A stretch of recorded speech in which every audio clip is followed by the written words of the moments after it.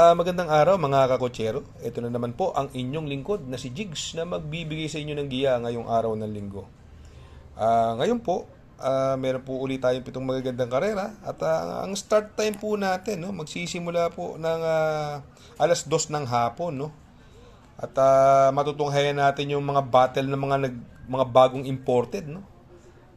Mamaya matutunghayan natin yan sa race 2, no.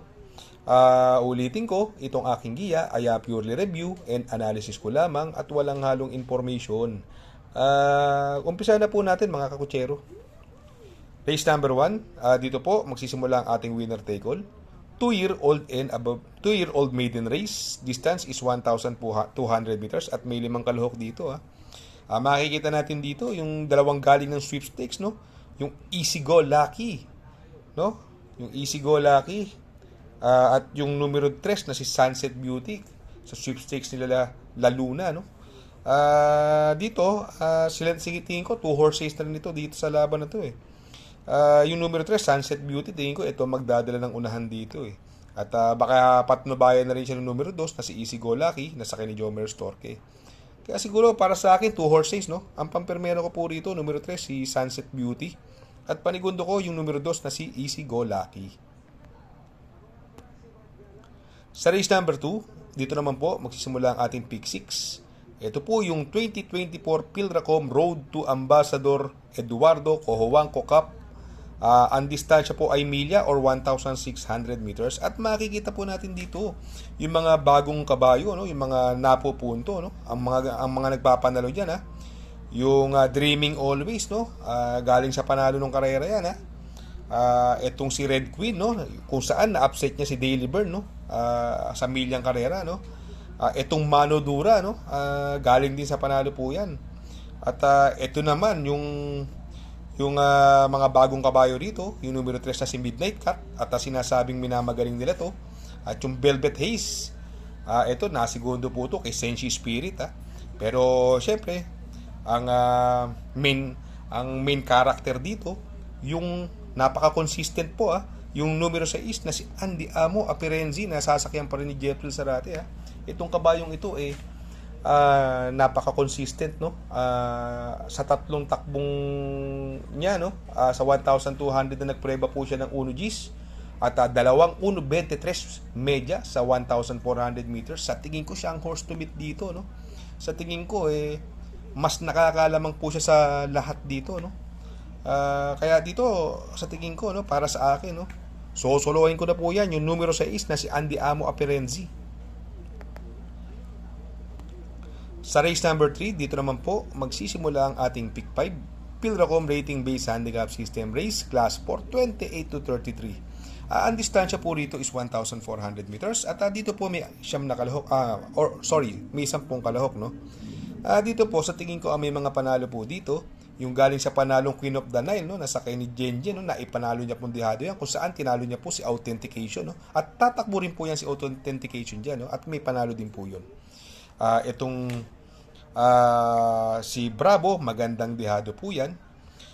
Si Boss Uno, ayan, yung napupunto, GL Shegon sakay, pero mas gusto ko sana kung Lester Desos yan, si Boss Uno, alam naman natin segundo kay King James sa malaking karera yan, at yung Winner Parade, no, na ito subok na sa malalaking karera yan, si Winner Parade, tumatakbo kala secretary, no. Kung titingnan mo doon yung laban na to, medyo magaang tong laban na to, kaya siya po ang napupusuan ko diyan, si Winner Parade. Kaya dito sa race number 3, ang pili ko po numero G, Winner Parade. Panigundo ko baka makabuo numero 1 Queen of the Nile. At isasama kong pandiyado yung numero 9 na si Boss Uno. Sa race number 4, dito naman po magsisimula ang ating pick 4. Pilracom Rating Based Handicap System Race Class 5, 5 placer. Distance is 1,400 meters at may 11 kalahok. Anybody's race po itong karerang ito. Sa tingin ko may mga panalo po dito sa sarili kong opinion. Yung Mount Amandiwing, magandang diyado yan. Yung numero 4, Chase the Gold at si Double Strike, always in the money, no. At parehas may panalo po yan, yan dalawang yan. Prince Arman, ito pwedeng mauna po dito, magandang dihado yan. Prince Arman, magandang dihado po yan, sakay ni RC Tabor, no. Color Blast, ang baba naman po sobra sa laban itong Color Blast. Kaya lang, hindi lang masyadong magaganda tinatakbo. Pero eto, siguro sa baba ng laban, pwede niya makuha ang panalo rito eh, no? Yung numero 8, si Raha Bago, Barayong, parehas may panalo po yan ha. Yung coupled entry na yan ha, kaya lang medyo makulit-kulit ng konti. Pero sa tingin ko, sa distansya, pwedeng makachamba po yan ha. Kaya dito po sa race number 4 ang pili ko po dyan dun ako sa numero 6 na si Color Blast na binigay kay JR Sargent de Ocampo. Ang panigundo ko naman po yung numero 4 Chase the Gold, coupled with Double Strike. At isasama ko po dito pamproteksyon yung numero 8 Raha Bago, coupled with Barayong. Sa race number 5, Pilracom Rating Based Handicap System Race, Class 4, 22 to 27. Distance is 1,400 meters. At dito po may 12 entry po tayo dito. At kung titingnan natin itong laban na to, parang napakalaki naman ang binagsakan ni main event, no? Nasasakyan ni Onil Cortez, no? Sa tingin ko mukhang lamang ito sa laban na to, no? Alam naman natin ang mga nilalabanan niya, no? Si main event, no? Doon yan lumalaban kila Sonic Clay, di ba? At sa tingin ko siya na magdadala ng unahan dito, although maraming mabilis. Andyan si Eyasaki, kaya lang ang sakay ay si JB Guerra. Kung dyan Alvin yan, ipipilit mauna yan si Save My Savings, may tulin po yan. Yan po ang pinili ni Jan Alvin, baka siya po ang magbigay ng pressure. Si Tool of Choice, This Girl is on Fire. Kung sakaling mabigyan siya ng pressure, mga pwede naman po may matter dyan. Yung Noble Touch, Grande Moments, Isla Puting Bato, at Viva de Oro. Pero para sa akin, kung nagtitipid ka, sa tingin ko, sarili kong opinion, sa aking sariling opinion nito, pwedeng suluhin niya, numero 8, main event. Pero kung halimbawa magkaroon ng pressure or hindi magandang largahan, eto, pandihado ko lang po yung numero 12 Viva de Oro. Kaya dito sa race number 5, ang pili ko po dyan, doon ako sa numero 8 main event. Panigundo ko yung numero 12 Viva de Oro. Sa race number 6, sa penultimate race, Pilracom Rating Based Handicap System Race, Class 4, 16 to 21 split. Ang distansya po rito is another 1,400 meters at may 10 kalahok. At eto, anybody's race, sarili kong opinion ulit, ang mga may panalo dito, Queen Gabi, Maaasahan, Family Affair, Heroes del 96, Gold Rush, Bohemian, Gold Digger. Anybody's race po yan. Pero ako, sarili ko, magkukuha lang ako ng 3 rito, no? Ako, ito ang gusto ko rito, no? Yung ito, bagong baba, yung Gold Rush, no? Kaya lang, bago na naman ang owner na ito, At binigay kay Isun, mukhang nagpadihado lang ng konti sa hinete. At sa tingin ko, siya ang pwede rumimati dyan. Yung Family Affair, at yung si Family Affair, gamay na gamay po ni Onil Cortez yan. Ang magdadala ng unahan po dyan, ang magdadala ng unahan niya, si Tugatog, no? At saka si Gold Digger, no? Pwedeng mauna yung dalawang yan, Or pwedeng mag-pressure agad sa kanya sa unahan, si Family Affair na rin, or si Family Affair na pwedeng mauna. Ito naman si Bohemian, napupunto po ito, no? Pinigyan na kay Joel Ciego, no?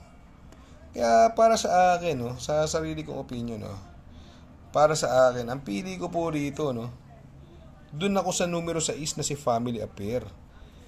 Gamay na gamay po ni Onil yan. At ang panigundo ko po dyan, yung numero 8, Gold Rush. At ako, para sa akin, ang nakikita ko kasi pwedeng mauna yung numero 10. Kaya sasama ko siya pantersero, yung Gold Digger at saka si Tugatog. Kaya dito sa race number 6, pili ko po dyan. Doon ako sa numero 6, Family Affair. Panigundo, numero 8, Gold Rush. At sasama ko yung pwedeng mauna, numero 10, Gold Digger, coupled with Tugatog. Sa race number 7, last and final race, Pilracom Rating Based Handicap System Race, Class 5, 11 to 15 split. Distance is 1,400 meters at dito po ay merong 11 kalahok. Dito po, ang possible scenario, pwedeng mauna yung numero 2, Victorious Angel. Alam naman natin may tulin yan. At saka si Doña Chichay, no? Kung sakaling magkaroon ng pressure, pinakamalapit na aalis, yung numero 10 na si Lemon Bell, no? Nasa kay ni Boss Jenjen Hugo, no? Baka pumabor sa kanya ang karera, no? At yung ibang may panalo, yan, Domsat 7 may panalo yan. At yung ayuda, no, manggagaling sa huli at pero distansya naman niya 1,400 meters at medyo mababa sa laban. Alam naman natin ang tinalo niya si Mami Slab. Sa tingin ko, siya ang horse to beat sa karerang ito. Kaya dito sa race number 7, ang pili ko po dyan. Doon ako sa numero 4, Ayuda. At ang panigundo ko po dyan yung numero 10 na si Lemon Bell. Good luck mga kakutsero. Sana po matapat ang ating giya. At yung mga nakasunod, sana ay magsitama po kayo. Ay, ako'y makikisuyo lamang na please like, share, subscribe, and hit the notification bell para update kayo sa aking mga giya. Good luck po and happy racing!